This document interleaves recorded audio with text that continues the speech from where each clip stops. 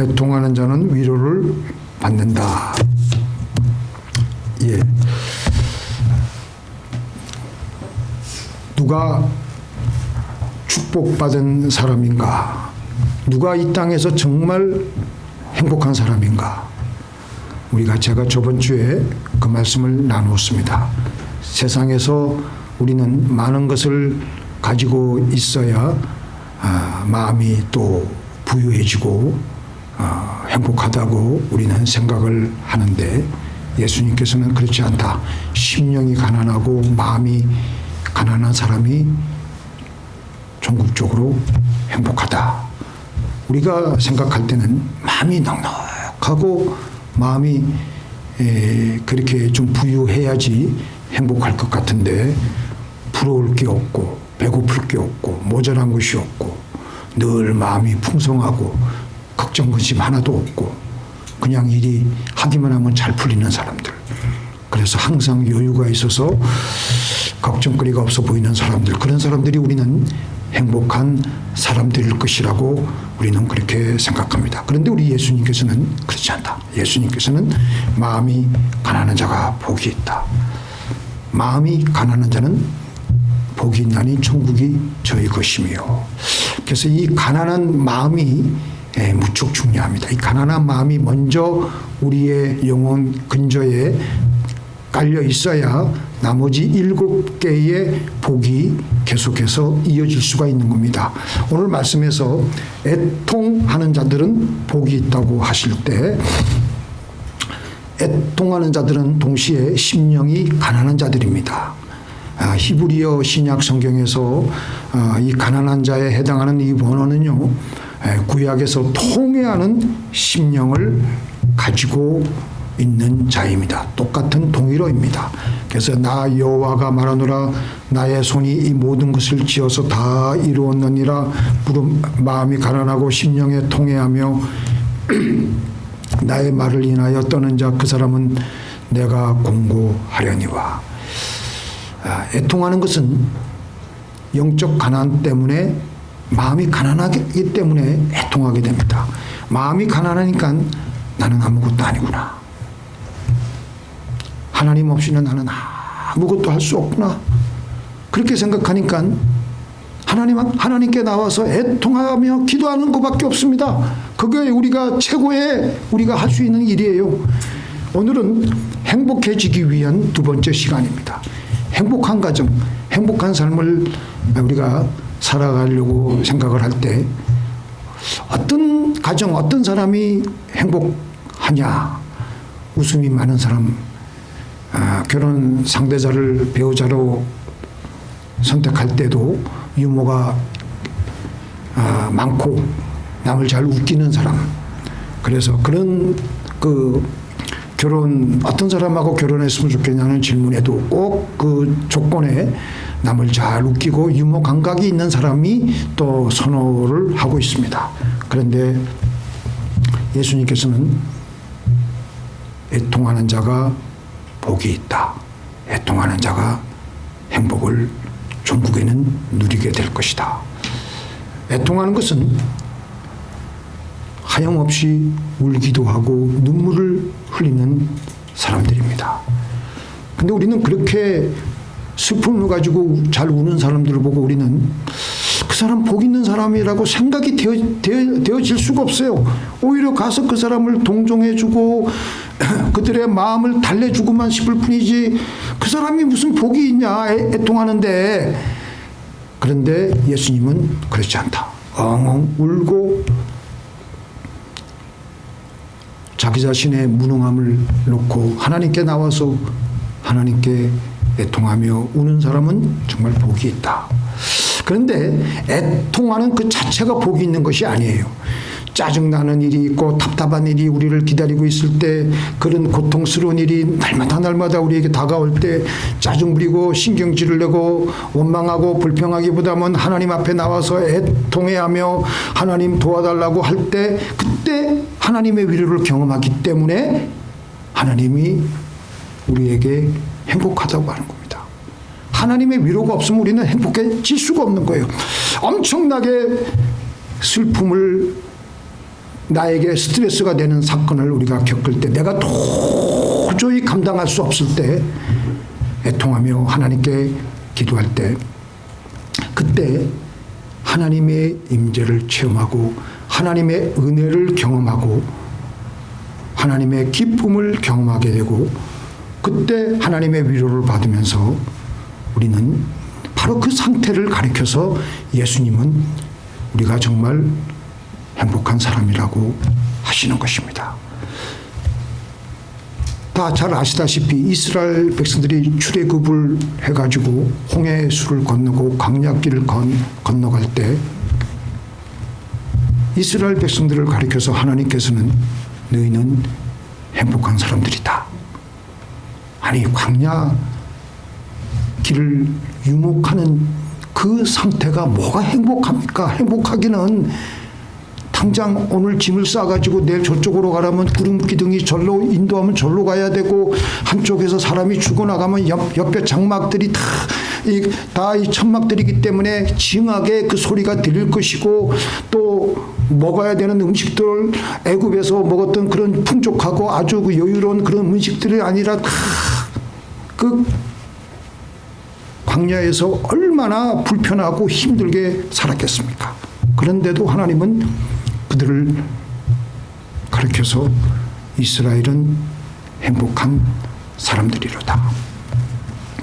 왜냐하면 하나님이 그들의 하나님이 되어주셨기 때문입니다. 이게 중요해요. 이 말이 무슨 말인지 모르면 여기서 이게 해결이 안 됩니다. 하나님이 그들을 먹여 살리시고 불기둥과 구름기둥으로 인도하시며 그들과 함께 있었기 때문에 그들은 행복한 사람들이 될 수가 있었던 것입니다. 미국 정부에서는 종종 희한한 일을 많이 조사를 합니다. 미국 지금 금년에도 그 태풍 때문에 많은 어려움을 겪고 있었는데요. 그래서 미국에서 일어나는 태풍을 조사하기 위해서 공군 특수 비행기를 띄워서 태풍의 가장 중심 부분인 태풍의 눈으로 들어가서 조사를 한 적이 있었습니다. 이 태풍 한가운데로 들어가기로 되어 있는 어사인을 받은 조종사가 그날부터 하나님 말씀을 읽고 기도하며 마음의 준비를 단단히 하고 있었습니다. 그렇게 해서 그 당일날 이분이 특별한 비행기를 타가지고 비바람과 천둥, 번개를 뚫고 태풍의 가장 중심인 태풍의 눈 속으로 긴장하며 들어갔는데, 막상 태풍의 눈 안에 들어가 보니까 바람도 없고 아무런 비바람도 없고 천둥과 번개도 없고 너무나도 조용하고 아늑하고 그런 그 태풍의 눈의 그 환경을 이분이 경험했습니다. 그래서 이 조종사가 그 신비로운 경험을 경험하고 나서 나중에 이분이 제대를 하고 나서 자기 인생에서 삶에서 갑자기 태풍 같은 일들을 경험하게 될 때마다 그때 자기가 군대 시절에 태풍의 눈에 들어가서 그 고요한 그 아늑한 그 경험을 한 이후로는 어려운 일들을 만날 때마다 그때 그 생각을 하면서 하나님 앞에 통하며 기도하며 하나님 안에 들어가는 체험을 하려고 그렇게 해서 문제를 해결받곤 했다고 합니다. 감당할 수 없는 태풍이 우리에게 몰아닥칠 때 우리는 애통하며 하나님께 나갈 때 태풍의 눈 한가운데서 우리는 오히려 고요함, 평안함, 말할 수 없는 기쁨, 아늑함이 자리 잡고 있는 것을 우리는 발견하게 되는 것입니다. 우리 예수님도 마찬가지예요. 예수님이 십자가를 지러 가시기 직전에 감당할 수 없는 그 십자가를 져야지만 된다는 것을 본인이 알았어요. 태풍이 예수님 본인에게 몰려오고 있는 것을 그분이 느꼈습니다. 그래서 예수님께서는 다른 거 안 하고 겟세마네 동산에 가가지고 통곡을 하시면서 땀방울이 변하여 핏방울이 되도록 기도하셨습니다. 그는 육체에 계실 때에 자기를 죽음에서 능히 구원하실 이에게 심한 통곡과 눈물로 간구와 소원을 올렸고 그의 경건하심으로 말미암아 들으심을 얻었느니라. 그 예수님은 애통해하면서 하나님께 기도하면서 하니까 얼마나 애통해하고 간절하게 기도했든지 땀방울이 변하여 핏방울로 변하고 그리고 그 마침내 태풍의 눈 안으로 들어가서 하나님을 만나면서 하나님께서 주시는 능력, 초연함, 흔들 수 없는 평강, 기쁨을 거기서 발견하며 하나님께서 주시는 능력을 받으시는 겁니다.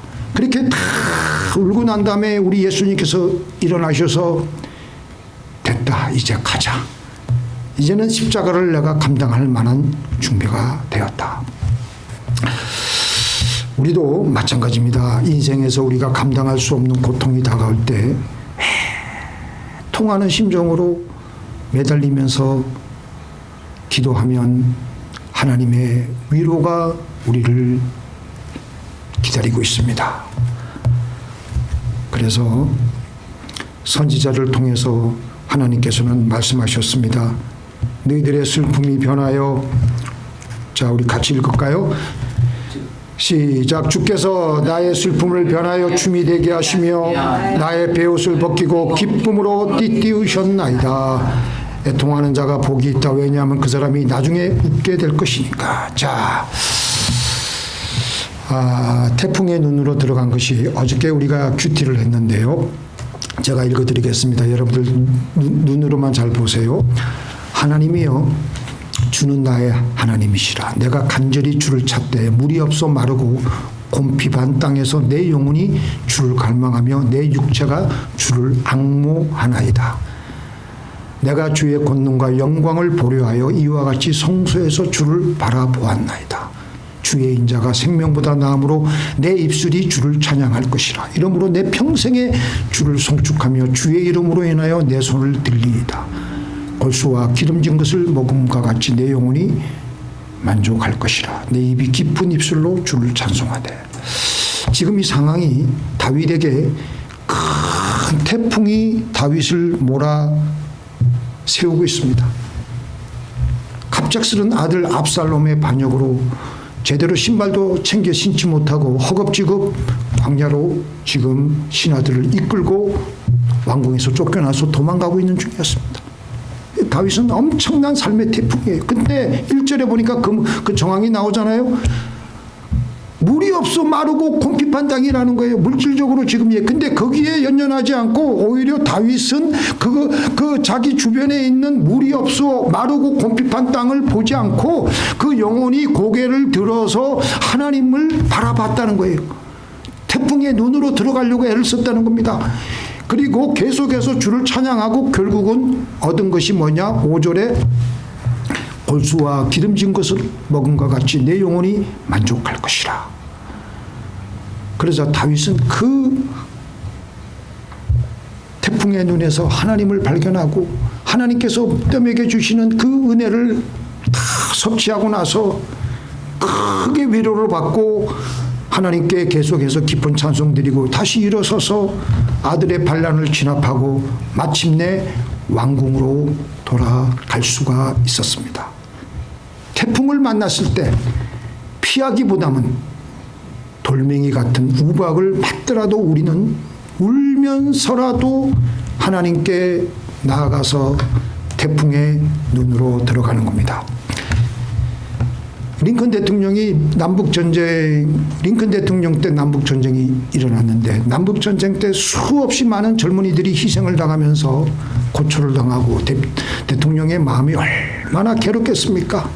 그때 밤새도록 울면서 하나님께 기도하고 하는데 마침내 그 경호원들이 새벽에 그 소리를 듣고 무슨 기도를 하는가 들어봤더니 하나님 저는 부족합니다. 우리 힘으로는 이 전쟁을 어떻게 수습할 수가 없습니다. 우리 어린 군인들을 지켜주시옵소서. 간절히 기도하는 거예요. 간절히. 그 링컨 대통령이 그 다음에 그 경호원들 입을 통해서 들은 기자들이 어떻게 그렇게 그런 기도를 왜 그렇게 하게 되었느냐 하니까 내 지혜, 내 능력, 내 노력 가지고는 아무것도 할 수 없습니다. 링컨 대통령 마음이 가난한 거예요. 나는 아무것도 할 수 없습니다. 하나님의 능력이 아니고서는. 그래서 저는 하나님 앞에 울며 기도할 수밖에 없습니다. 우리 하나님 앞에 애통함으로 우리 안에 있는 마음의 괴로움을 빼내어야 합니다. 그렇게 해서 우리는 건강하게 살아야 됩니다. 건강하게. 제가 군대 시절에 40 몇 년 전이죠. 79년 초에 일어난 일이니까 45년 전 일입니다. 군대 다녀오신 분들은 다 아시겠지만 이 하사관들하고 병들하고의 알력이 심해요. 우리 특별히 이 섬에 있는 해병대원들은요, 이 하사관들 알기를 개뿔로 알아요. 그래서 늘 알력 다툼이 있는데,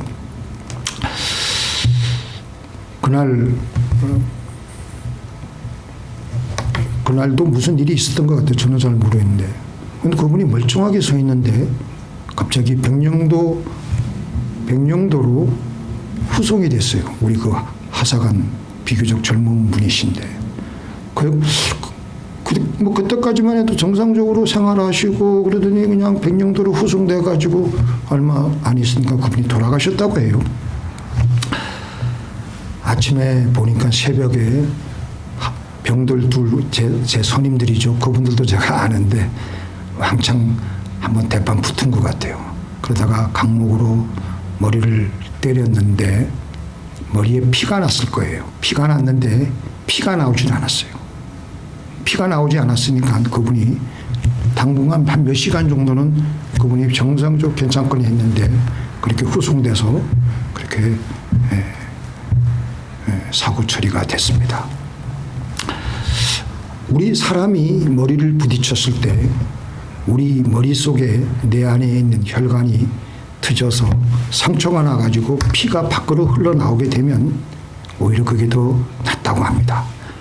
그래서 근데 이제 머리를 부딪혔을 때 내 안에 있는 혈관이 터졌을 때 밖으로 피가 나오지 못하고 안에 고여 있으면 피가 내 조직으로 들어가서 응고가 되어서 피가 더 이상 돌지 못하면서 압력이 가해지고 결국 그렇게 죽음에 이르게 되었던 것입니다. 우리가 하나님께 기도하며 눈물을 흘리며 통곡을 하는 것이 바로 이와 같습니다. 지금 큰 인생에 말할 수 없는 충격을 받았을 때 우리 안에 있는 모든 괴로움을 밖으로 빼내는 것이 하나님 앞에 애통하며 눈물을 흘리는 거예요. 통곡하는 거예요. 그러면 우리 마음의 깊은 곳에서부터 어떤 뇌과학자는 그렇게 통곡하는 것이 우리 뇌를 컴퓨터 리셋하는 거 있잖아요. 리셋하는 거라고.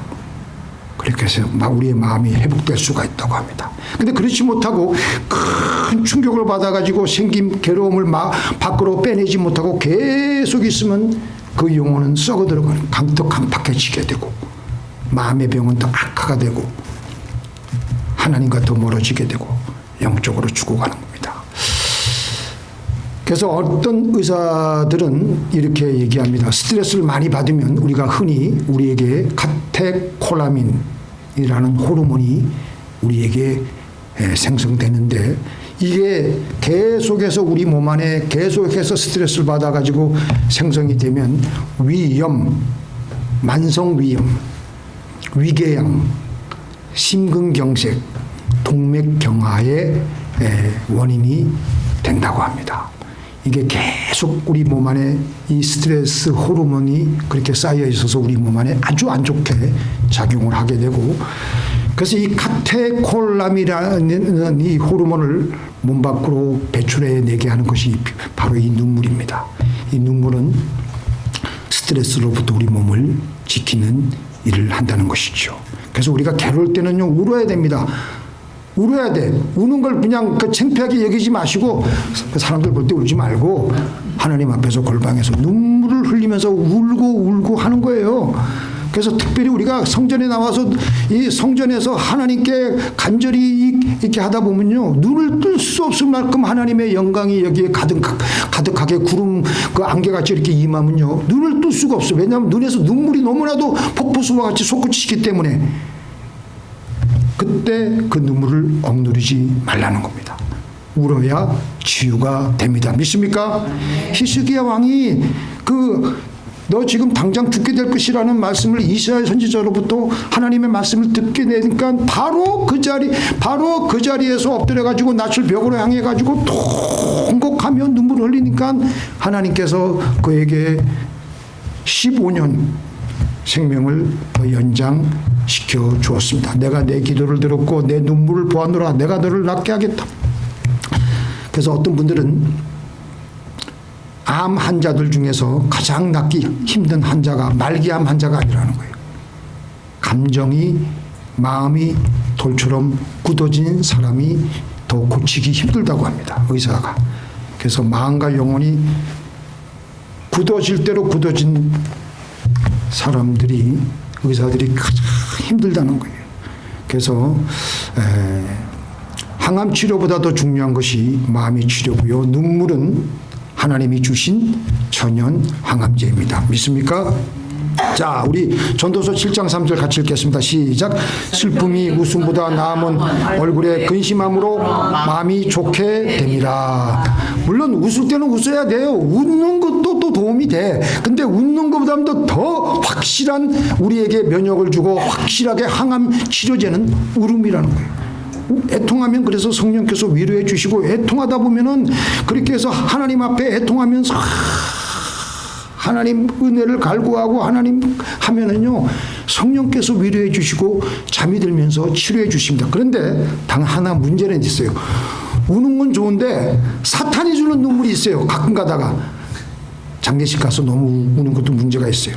하나님 앞에서만 울어야 돼. 잘 분별해야 돼.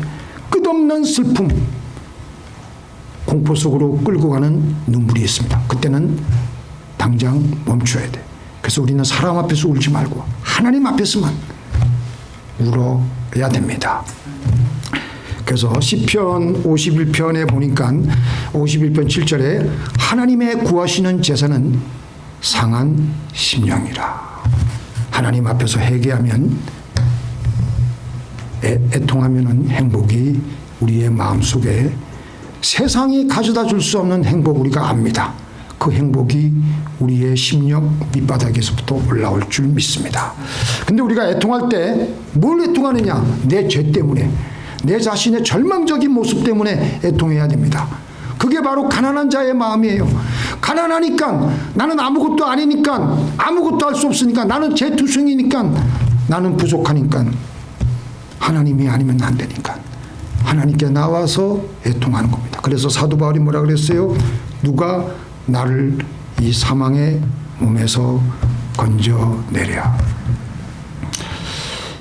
인생이 답답하고 괴롭게 느껴지지는 않으십니까? 여러 문제들 때문에 고통당하고 있지는 않습니까? 하나님 앞에서 기도하며 울어야 됩니다. 기도하며 울어야 해결됩니다.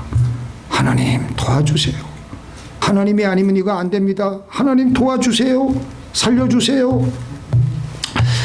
근데 문제는 뭐냐? 우리의 심령이 워낙 그동안 병들어 있어가지고 강팍해져가지고 애통이 잘 안 돼.